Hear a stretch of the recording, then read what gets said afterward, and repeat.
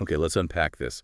We are starting a deep dive today that it tackles far more than just a simple biography. It really does. This is a story about ambition, about control, Hmm. and the meticulous construction of a cultural legacy, Yeah. an immortal one that went way beyond music. It's a truly significant cultural moment. The news of the passing of Abraham Quintanilla Jr., I mean, the patriarch and manager behind one of the most influential families in Latin music, it doesn't just close a chapter. Now, It really defines an entire era. the name Quintanilla is, for millions of people globally, just synonymous with the icon Selena.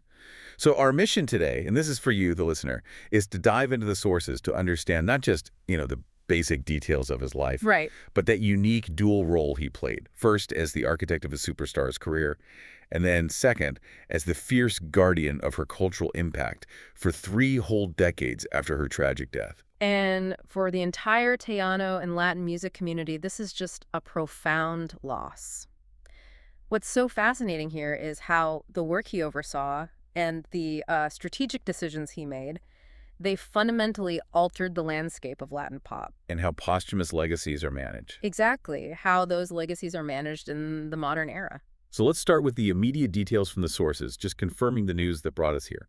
Abraham Quintanilla Jr. passed away on December 13th, 2025. He was 86 years old. And that information came directly from his son, Right. from the producer Abraham A.B. Quintanilla III. He used social media to share the news, and you could just feel the emotional weight of that announcement. It was palpable. It certainly was. AB posted the news on Instagram, and he noted it was with a heavy heart that he was informing the public. But there was this one detail that really sticks out to me. The song. The song. The accompanying photograph was set to the classic Cien Años by Pedro Infante. And that specific choice, that song, Yeah. it just speaks volumes, doesn't it? It really does. It's such a nod to the deep, traditional Mexican musical roots that define his own life and, the artistic direction he steered his own children toward at the beginning. It just anchors the whole family story right there. And as the sources noted, the family has understandably maintained their privacy. They requested space and haven't released specific details about the cause of death. A necessary note. But if we really want to understand the architect, we have to look back. Back. Because Abraham Quintanilla Jr., he wasn't some industry exec who just hired talent. He was the talent first, which raises a really important question. Which is? How did his own personal, hands-on experience in the 50s and 60s directly influence his ability to manage a global superstar decades later? He wasn't just some enthusiastic father. That's the key. He was born in Corpus Christi, Texas. And that experience put him right at the heart of the emerging Tejano music scene. He lived the struggle. He lived the business realities of being a performer in that region. That's the key context right there. He first gained recognition way, way back in 1956 with his own group, the Dinos. The Dinos. Yeah. And this wasn't just a garage band. The Dinos were a working, performing rock and roll and R&B group in the local scene. And that's where the analysis really starts to deepen for me. His experience with the Dinos taught him the economics of the local music circuit, how to book gigs, how to negotiate pay, how to manage the logistics of touring, all the unglamorous but absolutely essential parts of the business. He learned to manage a group from the stage up. It wasn't formal business school or anything. Not at all. It was the school of hard knocks, specifically in that competitive environment of South Texas. So this direct industry experience meant that when he started managing his kids, he wasn't relying on, hired hands. He brought professional discipline and a very clear, focused, strategic vision to Selena's career, built on his own mistakes and successes. And this is where it gets so compelling. Yeah. Looking at him as that visionary architect. He didn't just support Selena. He basically manufactured the entire vehicle for her success, the family band, Selena y los Dinos. It was a brilliant move strategically. By centering the whole effort around the family, you have A.B. as the producer and songwriter, Suzette on drums, Selena as the magnetic frontwoman. He retained absolute control.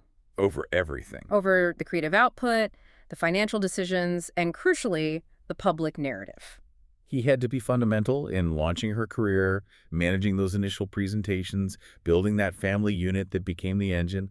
The sources really emphasize his management was rigorous. Rigorous is the perfect word. We know from different accounts that his style was strict, even demanding. But you have to think, in a male-dominated genre like Tejano music in the 80s and early 90s, that iron-fisted control was maybe a necessary shield. It ensured professionalism, quality control. He oriented them as their manager, directing their sound, their image, toward a crossover that very few other Tejano artists were even attempting at the time. And that strategy, that direction, it just paid off massively. He guided the group's transition from being, regional Tejano stars to becoming mainstream Latin pop artists.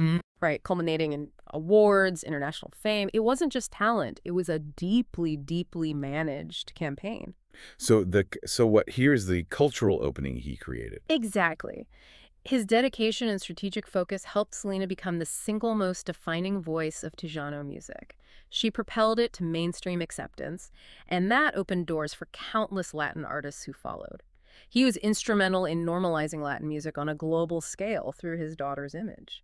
So if his first act was building a superstar, his second act, which was driven by tragedy, defined the next 30 years of his life in a way that very few industry figures ever experience. We have to pivot now to the post-1995 era and his transformation into the fierce guardian. The challenge he faced was just immense. I mean, when an artist dies, the business side fractures, the creative engine just stops, and the legacy risks being exploited or just fading away. And he did not let that happen. Abraham Quintanilla Jr. did not let that happen. He solidified his role as the protector of the flame. The sources describe him as the fierce guardian of his daughter's legacy, and that really demands analysis. What does that even mean, practically? Right. For 30 years, he had to carefully oversee Selena's music, her brand, her continuing influence.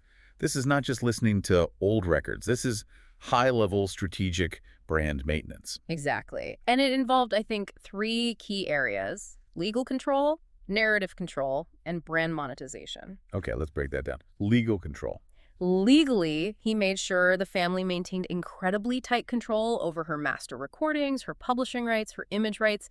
This is vital for any deceased celebrity, but especially one who died so young and so tragically. Without that legal control, Selena's image would have been fragmented. It would have been licensed indiscriminately. Everywhere. And her impact could have been so diluted. He prevented that very real danger of overexposure and cheap merchandising. And that ties directly into the second point: narrative control. The family story became cemented in American culture through authorized media. The most high-profile example, of course, cited in the sources, is the 1997 biographical film Selena. That film wasn't just a box office success. It was a strategic masterpiece of narrative control. By participating directly, which led to his portrayal by Edward James Olmos. A fantastic portrayal. The family ensured that the definitive version of her life was the one presented to the public. It solidified that image of Selena as the dedicated, talented, family-oriented icon. And we see that control maintained even recently through his participation in media like the Netflix documentary Selena y los Dinos, A Family Legacy. In an era where celebrities are often posthumously, reimagined by others, his continued involvement ensured that the intimate family portrait, the authorized version, remained front and center for new generations. Okay, so let's talk about that third piece, brand monetization. Because sustaining relevance for 30 years requires serious business acumen. He kept the music alive through strategic posthumous releases, boxed sets, curated partnerships. I mean, we still see Selena's face on makeup lines, clothing collaborations, cultural events, decades after her death. That longevity is just astonishing. It means he successfully navigated the transition into the digital age. He had to decide when and how to release archival footage, how to use social media to introduce her to teenagers who weren't even born in the 90s. All while preserving the integrity of her original image. Yes. That requires both a deep understanding of modern marketing and just a fierce, unwavering dedication to her memory. He understood that managing a legacy is really about managing memory. The goal wasn't just to make money, although it certainly did that. Of course. The goal was to ensure she remained culturally relevant, an ongoing conversation, not just a historical footnote. So his whole life, when you look at it, was marked by strategic intent. He spent nearly 4 decades as a working musician and an ambitious manager, and then 3 more decades as a vigilant curator.